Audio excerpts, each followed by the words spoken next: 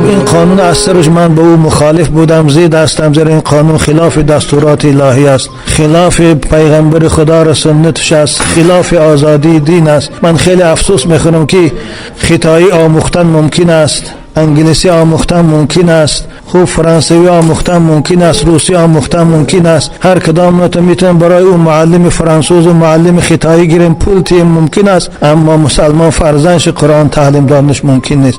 این خیلی باعث افسوس است. وقتی که من در صحنه‌های تلویزیون میبینم مسیحی‌ها راهبرای حکومت طفلکان خردسالشان همراه عبادتخانه‌هاشون میبرند، من خیلی افسوس میخورم که حکومت ما طفلکان ما را از این سعادت محروم کرده. این خیلی قانون ظالمانه است. شاید اگر من دم نکرده باشم، به هر حال این قانون خلاف دستورات الهی است. میتونه هر یک آدمی بیادب در پیش راه مسجد گیر دو بچه‌ها رو نموند مسجد آمده، اما دیگراش من طرفدار هستم برای خواندنشان، برای مکتب رفتنشان ما طرفدار هستیم. من طرفدار هستم که در ساعت‌های درسی فرزندای ما در مکتب باشند، دانشجویای ما در دانشگاه‌ها باشند، اما بیرون از درس وقت‌های تعطیل میتونن عبادت را. این امر خدا هست.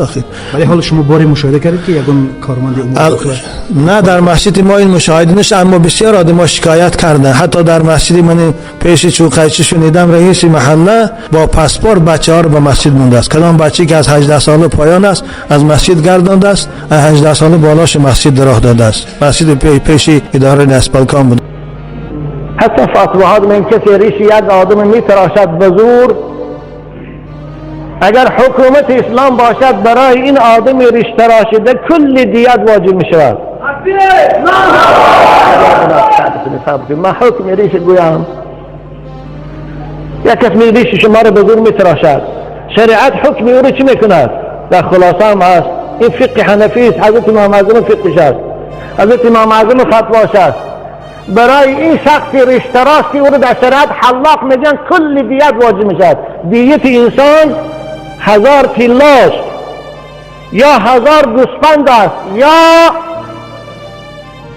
10,000 گوسفند است یا 1000 گاو است.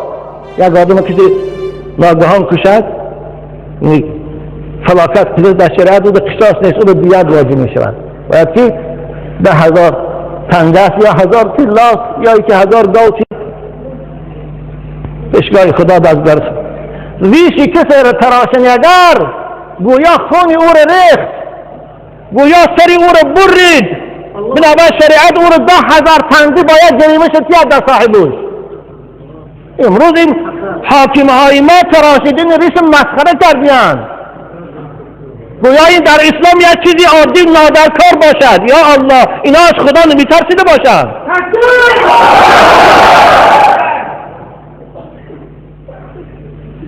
من به این کارمندای کارهای داخلی میگم عزیزان من، شما طاقت عذاب خدا ندارید. والله تراشیدین ریش یک مسلمان برآوردی ریختنی خونش است. این مذهب امام اعظم است. شما به خود بیایید چی کار کرد ایستادید.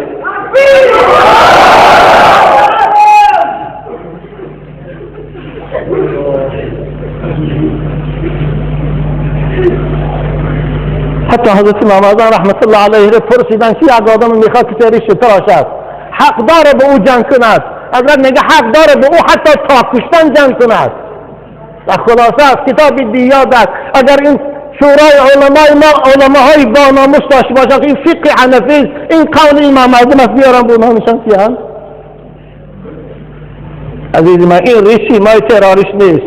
او تروریستی لعنتی میخواهد با ریشی تراشیده هم با موی سرم با تاپیراس رو همون نیت ناپاک شکند. محمد تروریست نبود، اصحاب محمد تروریست نبودن، ریش زیباگیشان بود. ما علماء الحمدلله تروریست نیستیم، ما از تروریست بیزاریم. ما کسی میخواهد مسلمان خیانت کند در خانه‌ش و در ملکش در آرامش، ما از او بیزار هستیم. نخواد که ریش نشانی تروریستی باشد، نخواد که تاقیچی سفید نشانی تروریستی باشد. یا الله، وقتی که از تاقیچی سفید عزیزان من شما نفرت داری، از کفن سفید هم نفرت کنه، کفنات و نشانی سرخ کنه نباشد. پیغمبر خدا بهترین لباس مسلمان لباس سفید است، کرتی سفید، تاقی سفید، سلی سفید. حضرت حتی مرده ها تان کفن سفید کنه.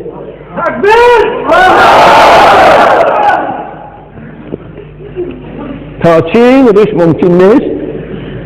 وقتی که من 40 نرسیدم ورم، وقتی که این جوانا 40 رفته میرن، پیغمبر خدا اینا رو چی میگوید؟ پیغمبر خدا اینا رو شفاعت میکند یا نه؟ نه نمیکند. پیغمبر امت ریش تراشیده شما والله شفاعت نمیکند.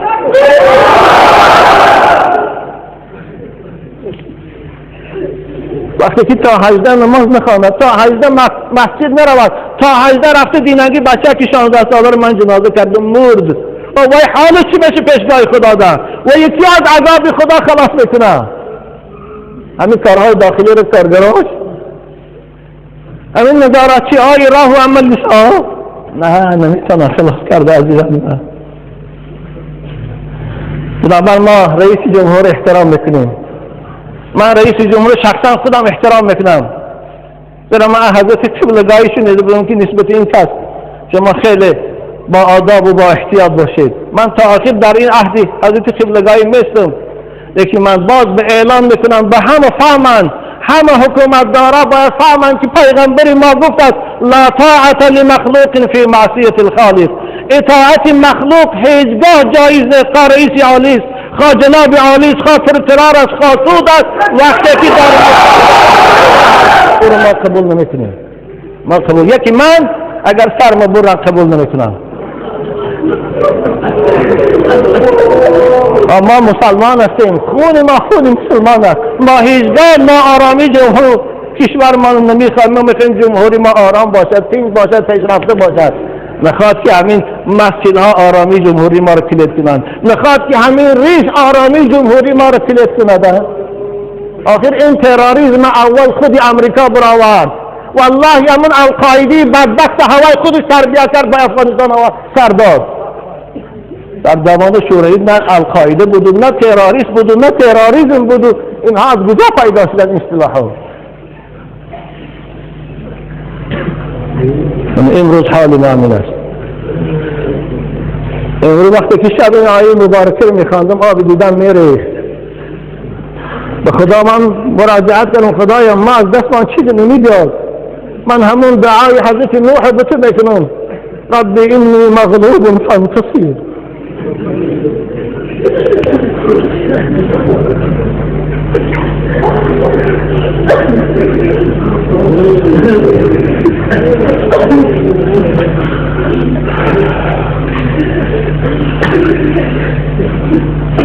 آخر او تروریست بدبخت با موی سر هم میتونه این کار کنه. باریشی تراشیدن میتونه، با همون پاپیراس هم میتونه وقتی که نیتش پلید باشه این کار کنه.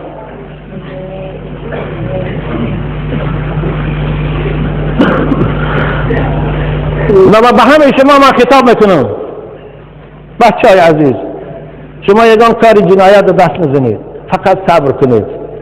صبر کنید. خوب رشاط نمیتراشند، تحقیرتان میکنند. اگر یگان کار خلاف قانون کنید ما از شما همچون پیشوا راضی نیستم. صبر کنید. انشاءالله آخر غلبه بر اسلام است. مثل که خداوند حزب کمونیست از جامعه دست کرد و پرتاست دست میکنید میپرتاست. شما لیکن یگان کار خلاف قانون دست نکنید. مون رشاط نمیتراشند، گریه کنید، به خدا مراجعت کنید. مون روی مامای دختراتان گیرن چیکار عکس عمل نشان نده، به خدا مراجعت کنید. خداوند خدا خودش اینا هم دیده است، ما هم دیده شده است. خدا انتقام مظلوم از ظالم میگیرد. وقتی که کاری را در پیشی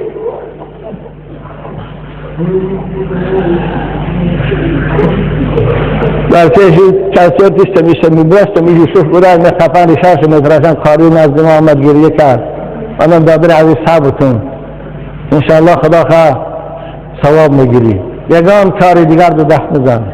باز نگم از شما عزیزان بچه های خوش رو خوب شما میتونید به رئیس جمهور شکایت کنید. خدا خواه رئیس جمهور از این خبر ندارد، من باور دارم. شما میتونید به رئیس شورای عالی محمد سعود عبیدالله شکایت کنید. شما به سعود ترکرا شکایت کنید از روی این ملیسه‌هایی که ریشاتان میتراشند، شما را حقارت میکنند، شما را تحقیر میکنند. مراجعت کنید، قانونی مراجعت کنید. انشاءالله فریاد شما به یک جا میرسد. اما گفشان نگیره دیشاتان تراشتن با مونه با برود تاقیاتان گرفتن فردن با تاقی نمونه